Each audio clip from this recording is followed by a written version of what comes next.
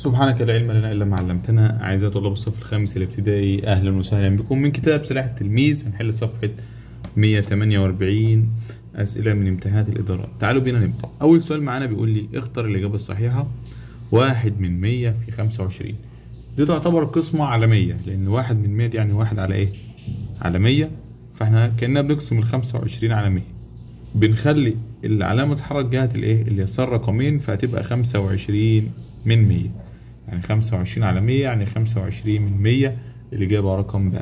السؤال الثاني بيقول لي 100 في 375 من 1000. بنحرك العلامة جهة اليمين رقمين، تبقى هنا كده 37 و5 من 10. الإجابة رقم د. دي برضو تعتبر قسمة، فهنحرك العلامة جهة اليسار، هنحركها رقم 1 علشان في 0 1، تبقى 7 علامة 65 رقم ب. السؤال الرابع بيقول لي كم مرة يجب ضرب العدد 10 في نفسه ليساوي 1000؟ هنضربه مرتين، 10 في 10 في 10 مرتين كمان، يبقى 10 في 10 في 10 هيدينا ايه؟ هيدينا 1000. السؤال الخامس بيقول لي 1 من 100 في 8.4 من 10. دي يعني 84 من 100، لأن العلامة تتحرك يسار ودي العلامة تتحرك يمين، تبقى 84. طبعا ال 84 هي الأكبر. بالنسبة للسؤال السادس، ديت طبعا العلامة كانت هنا اتحركت يسار 3 أرقام، فمعنى كده إن هي انقسمت على 1000، يبقى 1 على 1000 أو 1 من 1000. الإجابة رقم د. السؤال السابع بيقول لي أي التعبيرات العددية التالية تساوي 50,000؟ 5 في 10,000. السؤال د. سؤال 8 بيقول لي القيمة المكانية للرقم 5 في العدد الناتج من حاصل ضرب 100 في الرقم ده. أنا أزود صفرين وعايز القيمة المكانية ل5، أحاد، عشرات، مئات، ألوف. يبقى الإجابة رقم أ.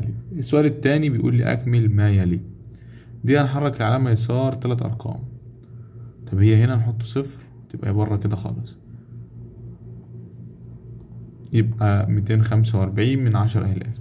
سؤال باء بيقول لي هي انضربت في كام علشان العلامة تتحرك يسار رقمين؟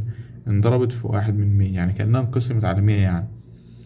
طيب السبعة في كام؟ يدينا 70,000. عد الأصفار دولت كام صفر؟ 4. حط ال4 أصفار وحط 1. طيب هنا نحرك العلامة يسار رقم، تبقى هنا 1 علامة 3 5.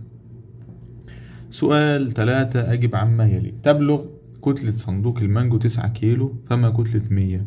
هنضرب 9 في 100 يبقى 900. 9 في 100 يساوي 900 كيلو جرام. السؤال رقم باء والأخير بيقول لي الكيلو متر يساوي 1000 متر، يجري حسام 3 كيلو، معاد الأمتار التي يجريها حسام كل يوم. هنضرب 3 في 1000 هيساوي 3000 متر. بكده تكون انتهت صفحة 148. طبعا صفحة مهمة جدا جدا. ما تنسوش تعملوا لايك للفيديو واشتراك للقناة، وانتظروا بقى حل كتاب سلاح التلميذ للصف الخامس الابتدائي الترم الأول 2024. والسلام عليكم ورحمة الله وبركاته.